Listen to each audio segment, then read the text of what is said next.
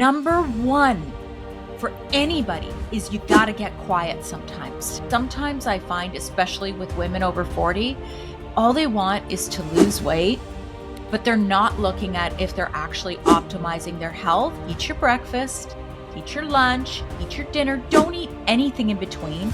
Only have water, and highly mineralized water. Think about what happened before science.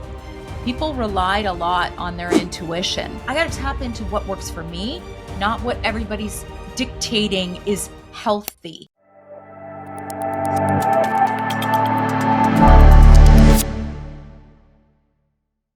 Biohacker, registered holistic nutritionist, certified metabolic health coach, and a wellness podcaster herself. Our guest today on the Settle or Be Better podcast is Sandy Kruse, who's going to be talking to us about metabolic health and holistic nutrition. So, welcome, Sandy, and over to you. Why don't you begin by telling us a little bit about your personal health and well-being story and your current work? Hi, thank you for having me. Sure. I mean, my my story's a little bit of a long one, so we're not going to go too far back, but I was diagnosed with thyroid cancer at age 41, and my daughter was diagnosed with cancer 1 year before me. And she was only 5. So it a lot of times people will be like, "Oh my gosh, that's tragic, that's horrible," but I do believe that our stories are what fuel our passion and our drive in life. And I went back to college when I was 46, graduated at 49. I went to Holistic Nutrition College. And then I just started my podcast because I was working with mostly women over 40. And I found that it just wasn't enough. Not to say I wasn't making a difference, but it was more that I needed my megaphone. So I started my podcast right before the pandemic, Sandy K Nutrition, Health and Lifestyle Queen. And it's really that megaphone. It's just to say, hey, there are things that we can do to be preventative with our life. There are, in terms of our wellness, not preventative with our life, but in terms of our wellness, in terms of our health. And we do have a say in how we're going to age. So that's my story in a nutshell, very short.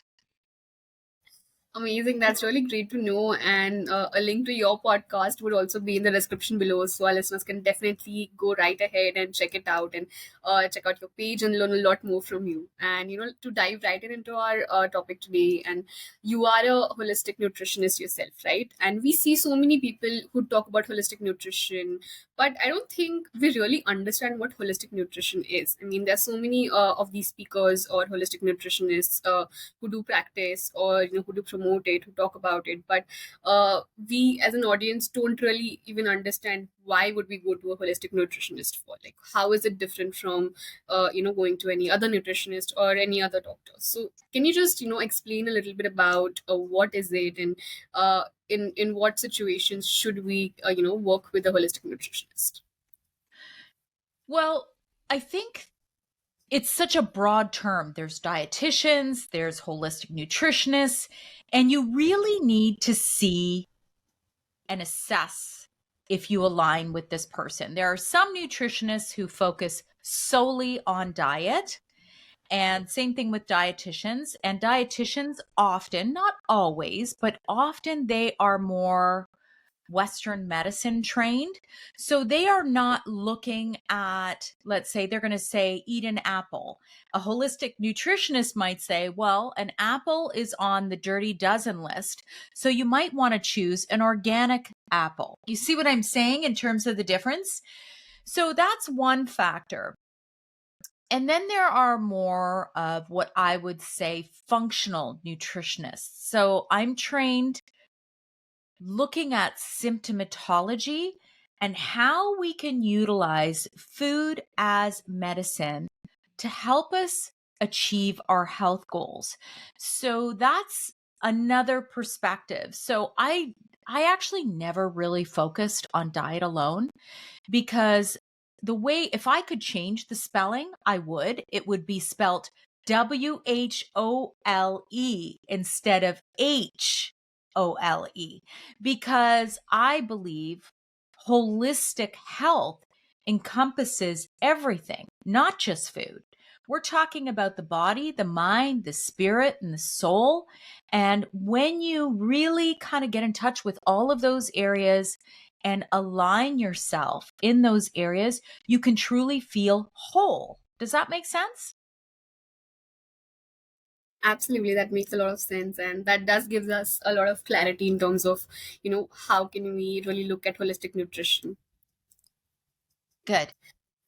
And talking about, let's say, being under the weather, or your gut health not being in order, and you feeling not well with your gut health, or just being under the weather, like having a viral very constantly. As a holistic nutritionist, how would you sort of approach this? Like, we would usually just go to a doctor, get immediately get the medication, and we just want to deal with it, right, like then and there, right? Like in 1 week, because I have to go back to work, I have to get back to my workouts, I cannot be under the weather right now. But what would your take be on it, and in these two aspects, because these are some of the most commonly occurring issues with people with their health on a regular basis, unfortunately. And sometimes it's also recurring, right? Like so many people fall sick so often, like it's become normal to fall sick every other month, just having cold or cough very frequently. How would you sort of approach this in a very non-conventional way?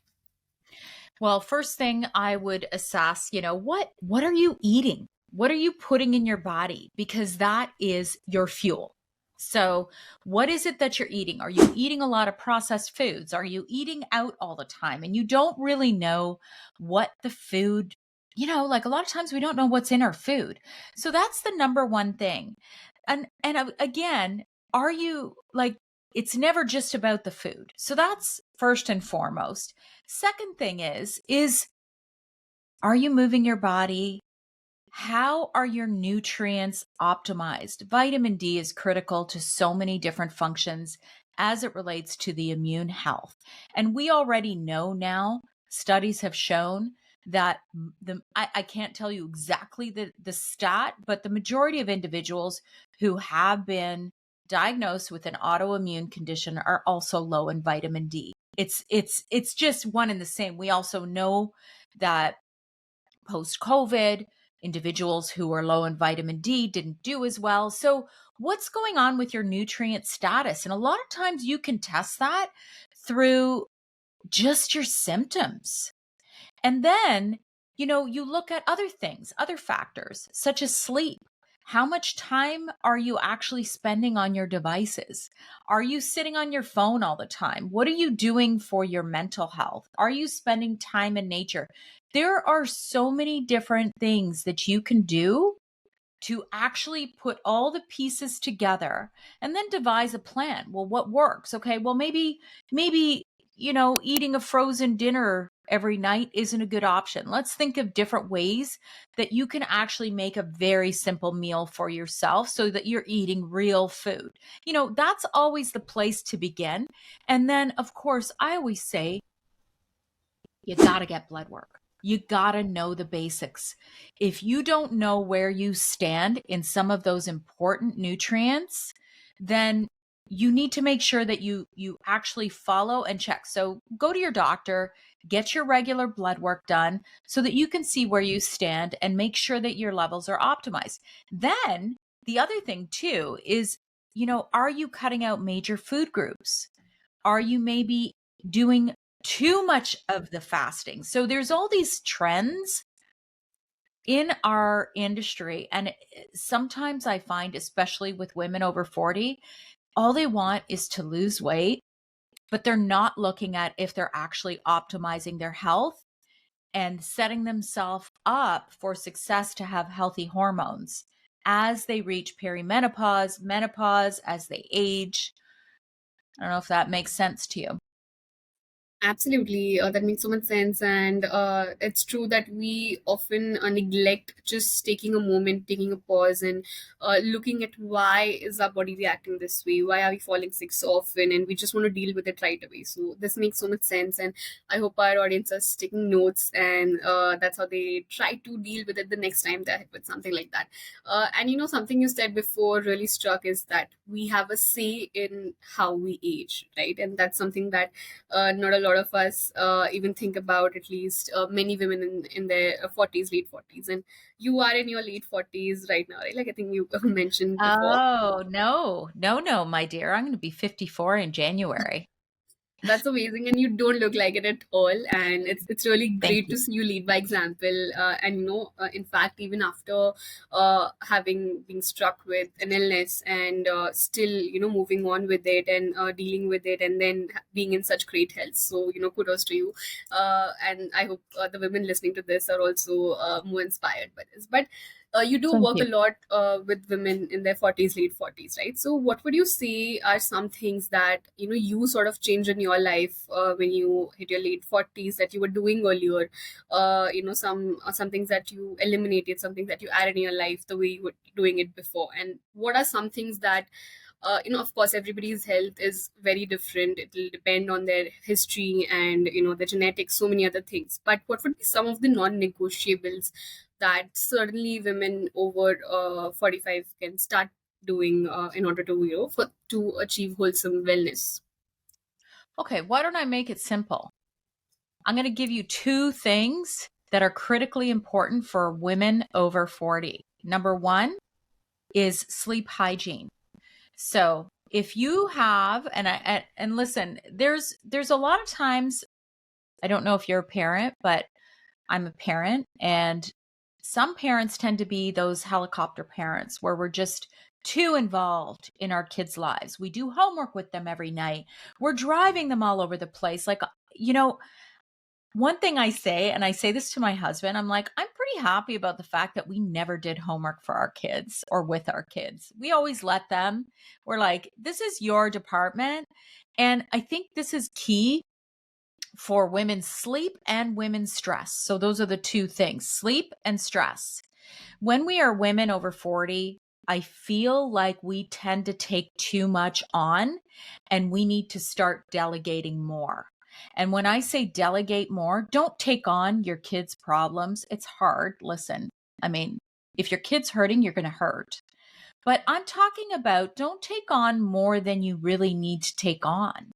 And the 40s are an interesting time for a lot of women. Some women are really trying to build up their careers, raise teenagers. It can be or young, like, preteens. It can be really complicated.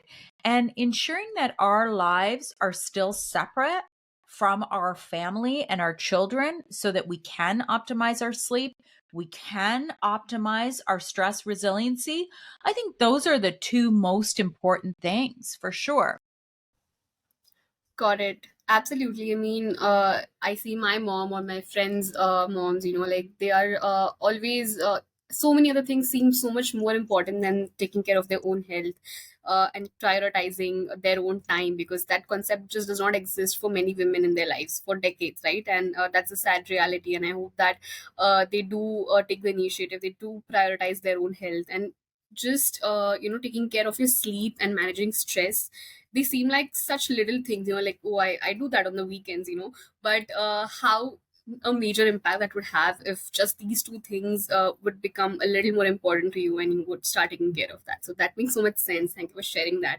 And you talk a lot about balancing between the mind, body, and spirit and the soul, right? And this is what we hear a lot of people talk about, but it's so out there. How do we sort of begin with this? And there's just so Oh, many yeah. things, so many concepts, and so many technologies also these days, right? So what would be your best approaches that anybody can do in a low tech, or how can we sort of have this balance in our life? Okay. The number one thing here, number one for anybody is you got to get quiet sometimes. You need to get quiet. And I'm writing a book right now on it's going to be like the health Bible whereby there are the functional scientific parts to wellness, but then there's the whole big part of the body, the mind, the spirit, and the soul. Because unless you get those other, I'm sure you've seen this, people will do everything right. They eat perfect, they exercise, their bodies look perfect, but they always have something wrong with them. And you got to wonder, what components are they missing? And the biggest thing you see is these are the people who are going to, hopping on that bike and doing spin class and doing, whatever, going to the gym at 8 o'clock at night. They're not prioritizing their sleep. They're not prioritizing that time to get quiet. And then when you do get quiet, you see what resonates. So I went through a big exploration time in my life after I was sick and my daughter was sick.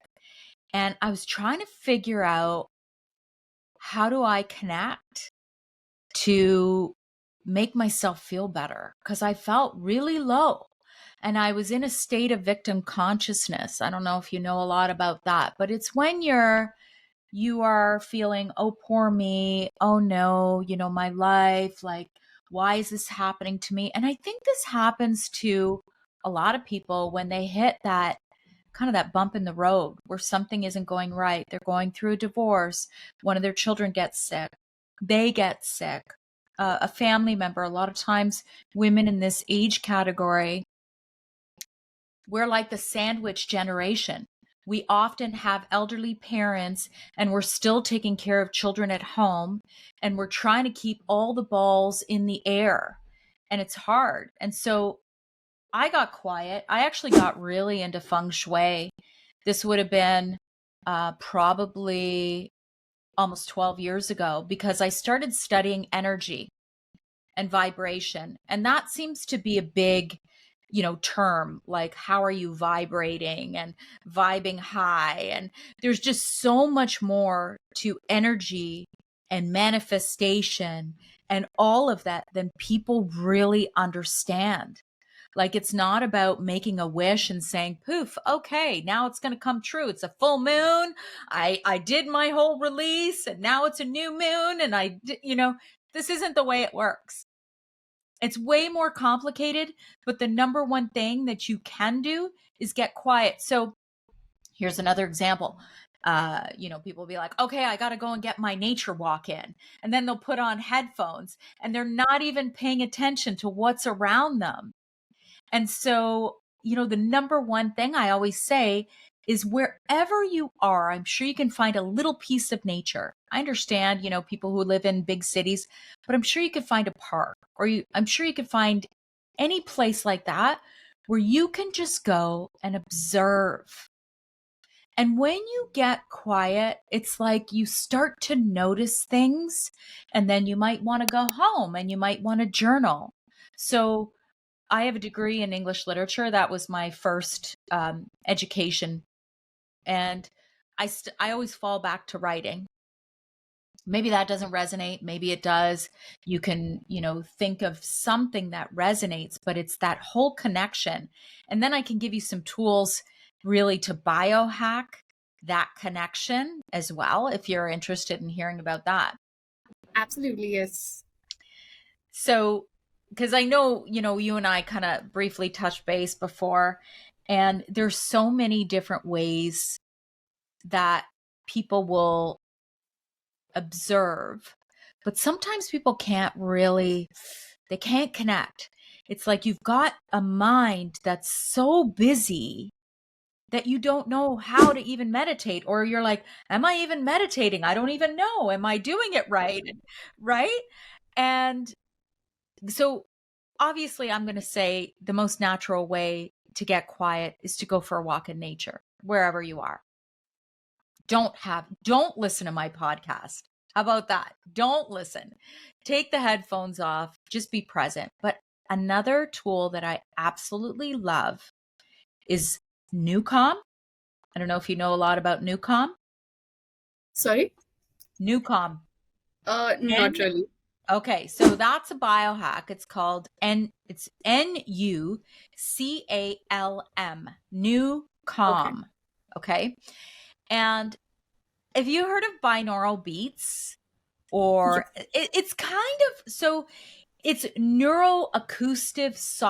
acoustic software.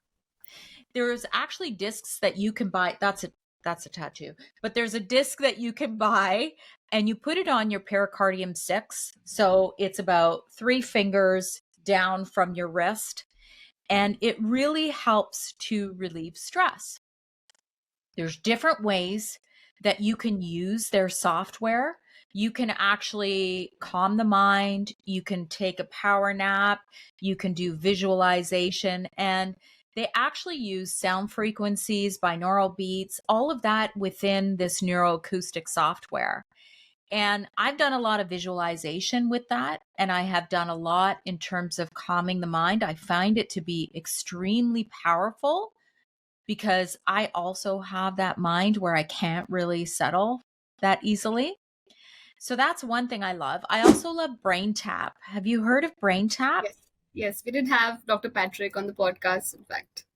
You did?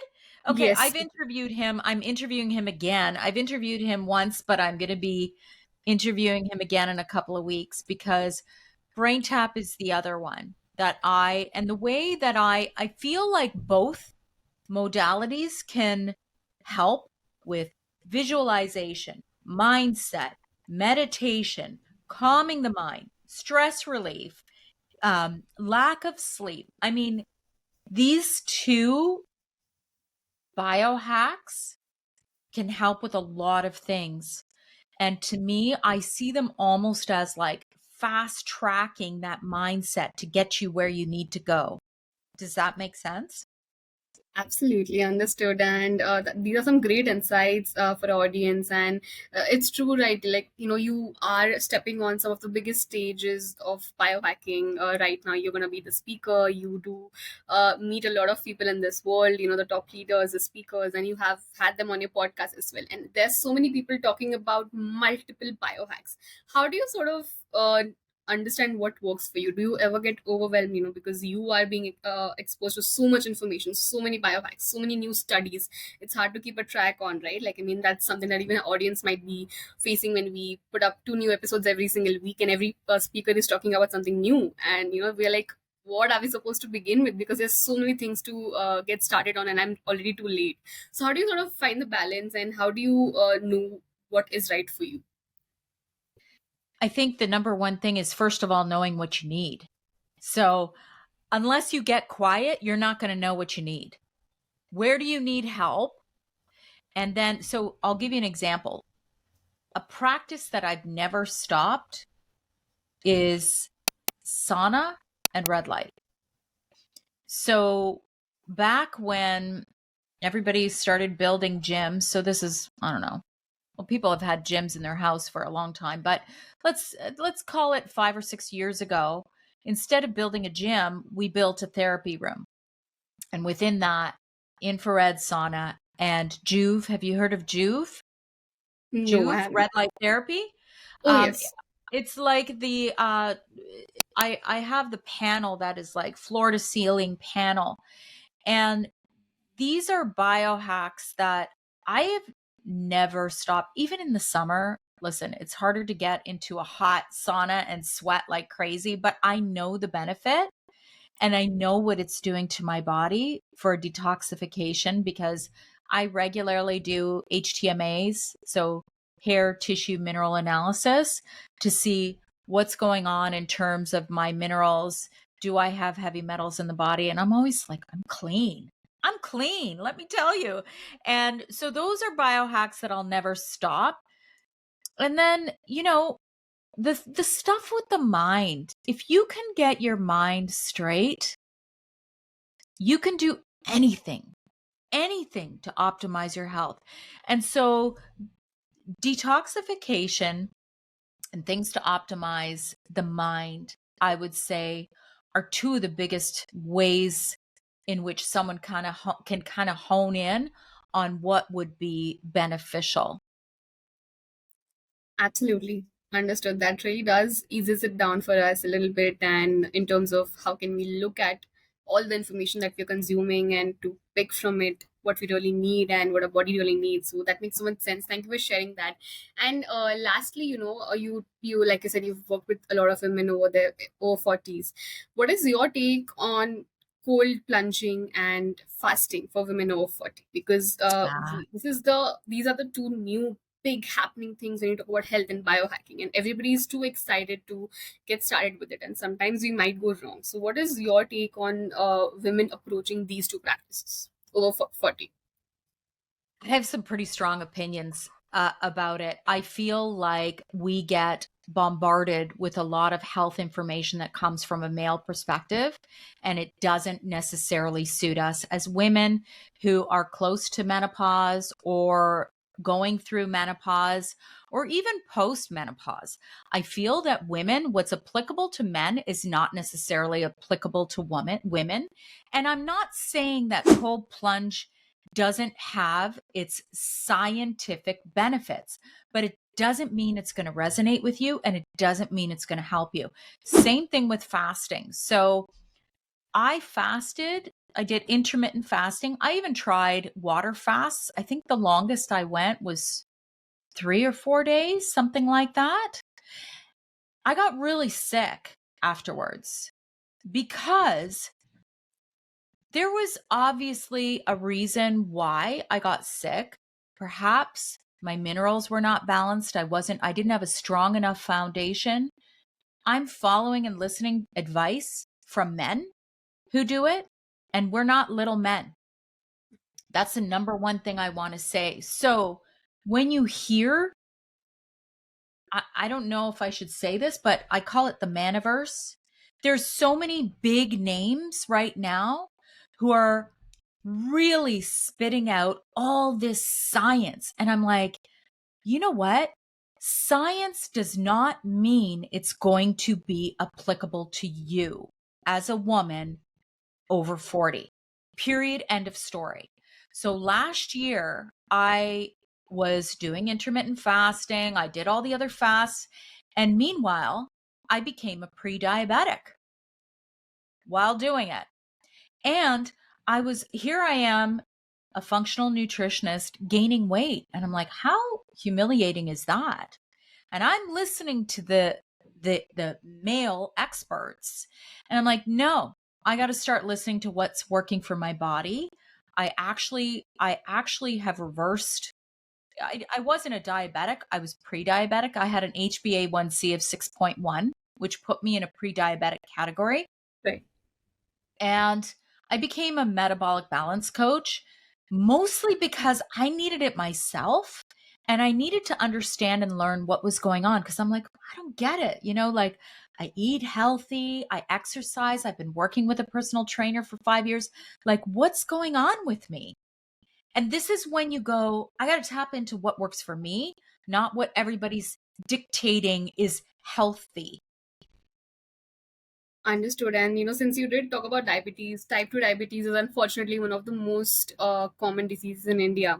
And especially, let's talk specifically about women above 40, because they are the ones today who are getting inspired by so many women breaking the age barrier and having their dream bodies, and they also want to achieve the same, and at the same time get rid of any disease that they have, right? And this with because of this, they fall into this rat race of doing everything possible, and then in the end their body is just exhausted and they're not getting the results. So as a metabolic coach, what is it that you think are they missing out when they are dealing with type 2 diabetes? They might be pre-diabetic, they might be diabetic, and at the same time they are doing fasting, they are working out like really well, they might be eating good enough protein or not, but why are they still not being able to come out of that zone and achieve the health that they want? So once our estrogen starts to decline and we start to have fluctuations in our hormones, the one thing I do want to say is that our hormones are a symphony. And so when something gets out of whack, something else could get out of whack. So it's never a silver bullet approach, never. But as it relates to diet and nutrition, the majority of women, and again, there's always going to be special cases. I believe we are all bio individual. Majority of women will not do well with snacking, number one. Majority of women will do much better in terms of eating 3 meals a day, having them 5 hours apart. And that in and of itself could probably help a lot of women just to cut all the other stuff out of your mind. Please eat your breakfast, eat your lunch, eat your dinner. Don't eat anything in between. Only have water, and highly mineralized water, not just any old water. Make sure it's quality mineralized water. Take 2 bites of protein before every single meal when you sit down. Reserve your starches for closer to the end of the meal, and make sure that the starches are not like, I would never say don't eat carbs. There are some days that I eat a ton of carbs. Please do not be afraid of carbs, but try and have them to be useful carbs. Carbohydrates that have fiber, that are nutrient dense carbohydrates. And because here's the other thing I want to say.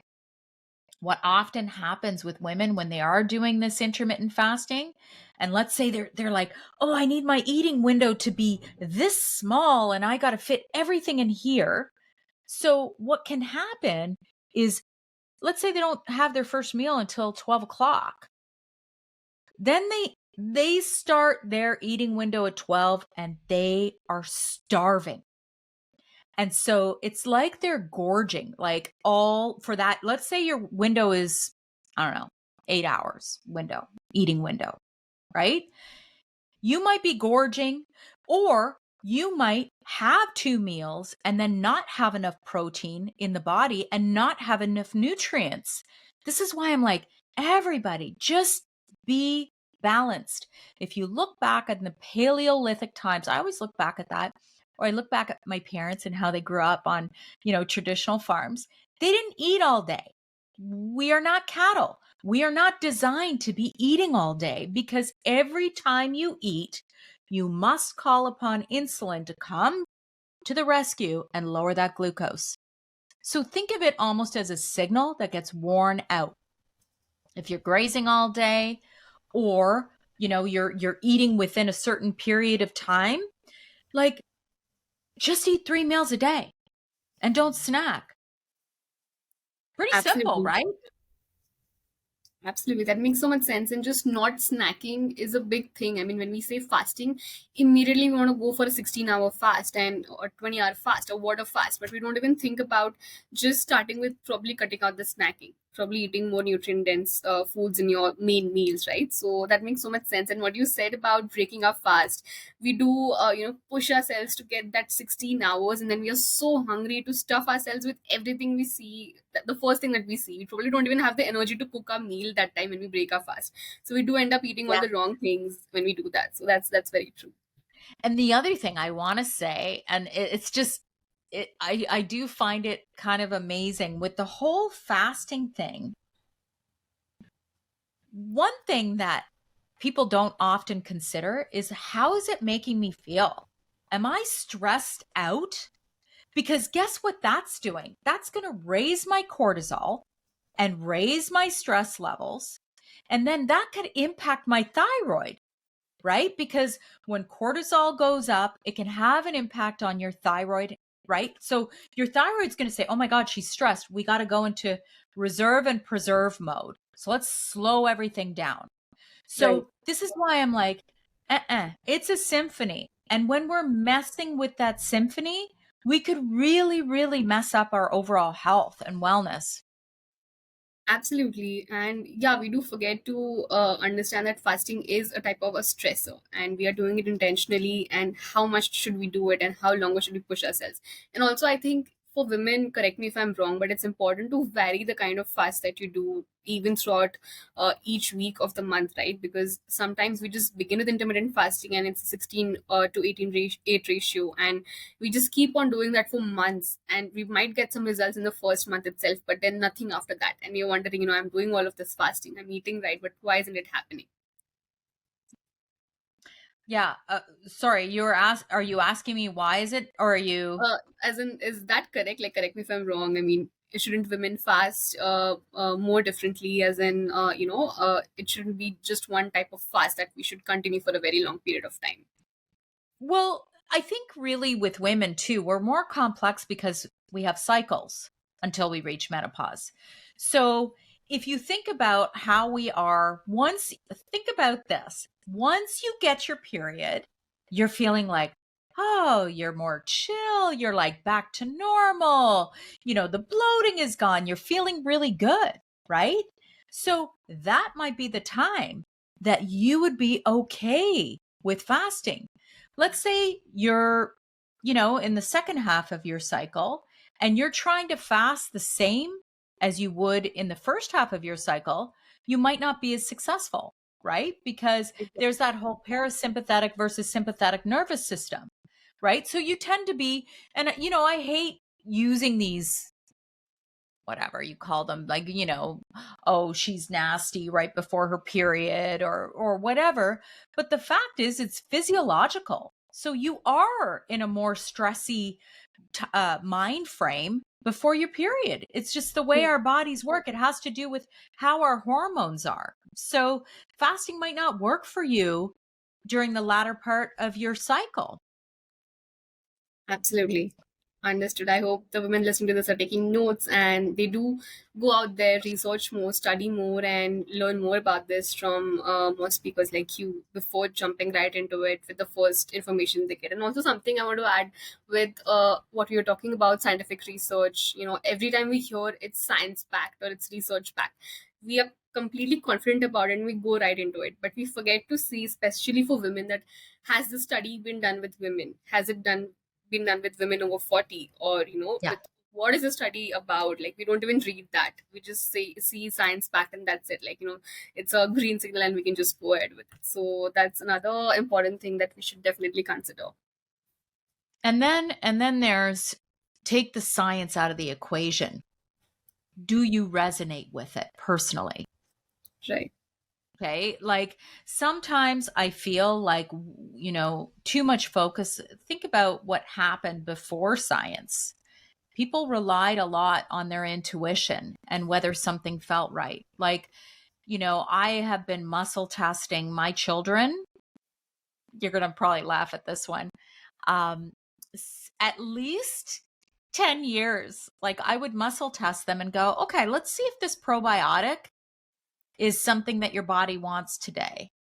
And I would check through, there's many different ways you can muscle test, but often I'll even put my little stack, because I do take a lot of supplements. I'll put my stack there and I will muscle test to see if my body would benefit from this stack today or not. And there's often times, oh my gosh, I tell you, I've been lucky enough to try many different supplements. As you can see behind me, I love supplements, but they have to be therapeutic grade, third party tested, potency guaranteed. But there are times that everybody is talking about and raving about the next best thing. And I might muscle test really weak for it. So I'm Hmm. like, I wonder why my body is saying no, but the science is saying yes. I'm sorry, if you don't mind, what can you just tell for our audience, like, what do you mean by muscle testing and how is it that you know that you're doing it right? Okay, well, I actually recorded a podcast with Dr. Bradley Nelson. He wrote the book, The Body Code and the Emotion Code. And he goes into great detail on how to muscle test. But really, you've probably seen it, and people used to always, I think they probably made fun of it, like, oh, well, how would your body know? But everything around us is energy. And so if you put, let's say, a substance against your wrist, you have to have two people. Your fingers will fall apart if it is making you weak. But you need two people. Like I have demonstrations on my Instagram, and because I've done a Right. lot of work with this.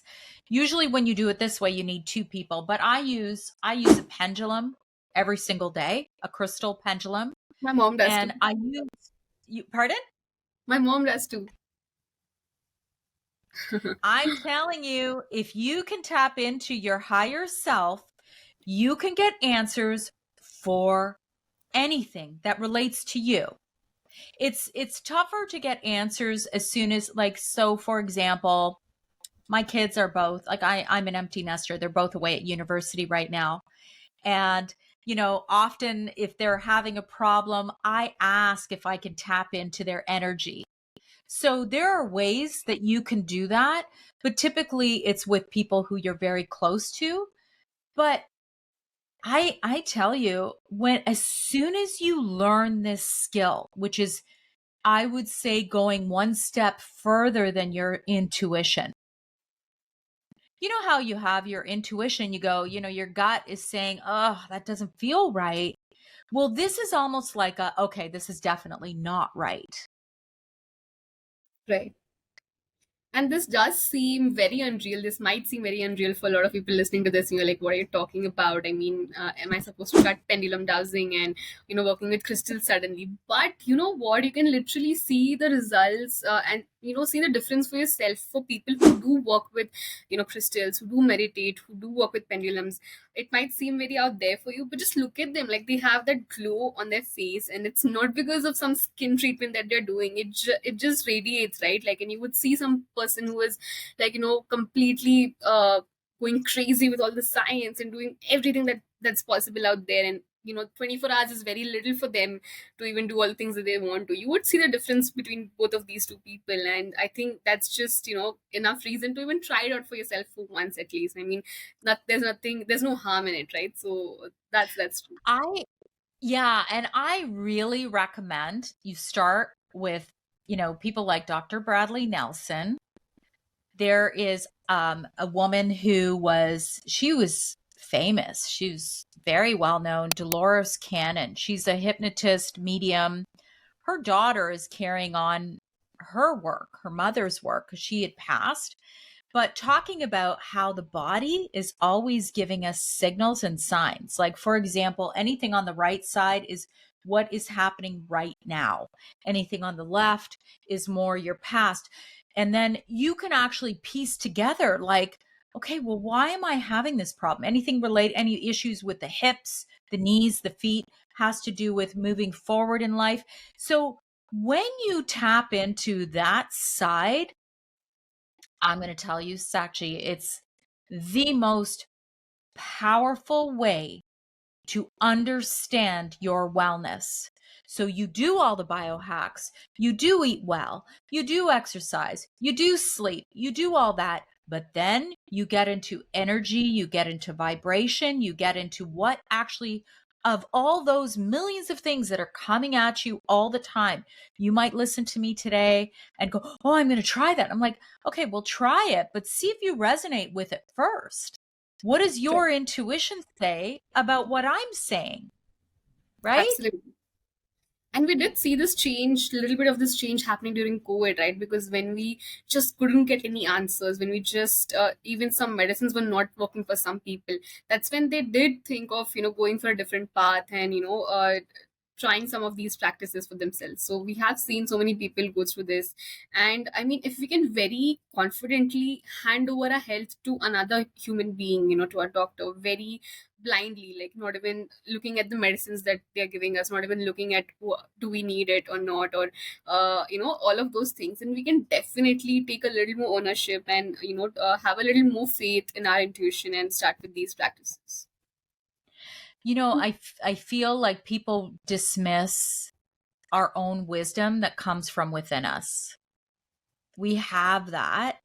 It's just that it's like that's the missing piece. Everyone's listening to um, I don't even know, like all of these, Huberman labs, and everyone's listening to, oh, what does he say I do? It's like, hello, tap into yourself and say if what he's saying resonates with you. And then, you got to have all the pieces in place to do this, right? To make an informed decision.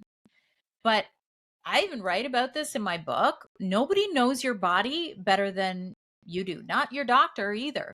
Your doctor might be an expert in physical anatomy and disease management and illness management and pharmaceuticals, but nobody knows your body better than you do.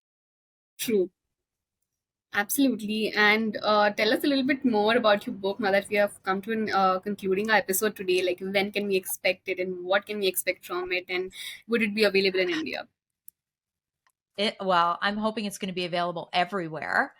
And it's really, I wrote this from a perspective of a lot of what I talk about. I do have a lot of the science in there as applicable. I talk about genetics and why it's important to understand your genes, even at a basic level. And so that all kind of goes into the whole body. But then I talk about how to really optimize the mind. I talk about victim consciousness, how a lot of us get into that, like talking about my disease, my thyroid cancer, no, it's not mine. It's not mine. It's something I had. It's something I had to deal with. So too many people become attached to their diseases or their problems. And so I talk about that. I also talk about ways in which you can clear limiting beliefs. 95% of our mind is subconscious. So how do you tap into that? How do you clear that? So it's really what I am hoping to gain is that whoever this is that buys this book will have this Bible. I call it a Bible, which will help you get started on all these modalities, even like things like clearing energy. How do you clear energy? When you walk into a hospital, how do you feel? You feel the energy, right? So, how about in your home? How do you make sure that your energy is clear? Like these are little things I do before I record, and it's just a simple smudge spray so that I'm not bringing my argument with with my mom or my dad into our conversation. How do you let energy move through you? So really it's a Bible to help you align the body, the mind, the spirit, and then the soul. What fuels your fire? What really is going to help you live an enriched life as you age? That's also key because as women, we often identify ourselves with our family, with our children. So, how do you break free from that? Still be the mom, still be the spouse, but really find what fuels your fire as you age because it's going to help you age better. So, that's my book. And, and, That and, and I am going to be having the manuscript. I'm sending it to a developmental editor. I'm writing it all myself, no ghostwriter, nothing. It's my book. I'm writing it because I'm also an English literature graduate. So I'm going to be sending that off to my editor for first draft in the next couple of weeks. So I'm hoping soon. Amazing. Congratulations to you. And we can't wait to Thank have you. that book in our hands soon, probably this year or next year, Thank whenever you. it would be. And that does sound like just the right help we need at this moment, because there's so much information out there, but we really need to learn, like everything you just said, of how do we tap into what do we need at this moment, and what does our energy need, what does our energy need at this moment. So that's very true. We can't wait to read your book. And as we come to an end of the episode today, do you have any last messages or thoughts to leave us with? No, just the biggest thing I want people to leave with is that health is changeable. So even if you feel like, I'm in a desperate state, try and get rid of that desperate state first, right? So try and get your mindset straight first. Work on that first. And everything else kind of falls into place. And don't be discouraged because, I don't know, I was 41 years old and I had thyroid cancer and I thought my life was, you know, not great. And you can turn things around. Absolutely. That's a lovely message. Thank you so much, Sandy, once again for being here today. And it was an amazing episode. There's so many insights just from this one episode. And for the ones who'd like to reach out to you or listen to your podcast and learn a lot more from you, and hopefully stay tuned for your book to come, the links would be in the description below and they can reach out right away and learn a lot more from you. So thank you so much once again for being here on our podcast today. Thank you, Sakshi. It was so lovely chatting with you. That's it for today's episode. I am Sakshi Pawar and I'll be your host for the Settle or Be Better podcast. So stay tuned while we bring more inspiring stories. You know the drill. Subscribe to the Settle or Be Better podcast, like, share, and comment on our videos. And oh, hit the bell icon because you don't want to miss the mind boggling health discussions we're about to bring for you. Why settle when you can be better?